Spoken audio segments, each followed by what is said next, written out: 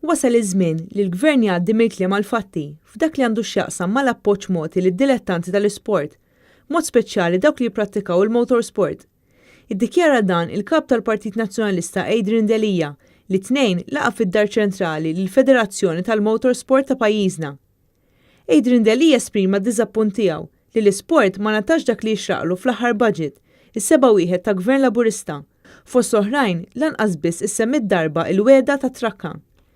Il-kap tal-Partit Nazzjonalista li għal snin kien ukoll involut fl-isport bħala amministratur wieħed l-appoġġ totali tal-oppożizzjoni lejn l-isport u l-isportivi hekk kif fakkar li proġetti sportivi huma wkoll importanti għaliex iwasslu lit-tfal valuri ta' dixxilpina u rispett.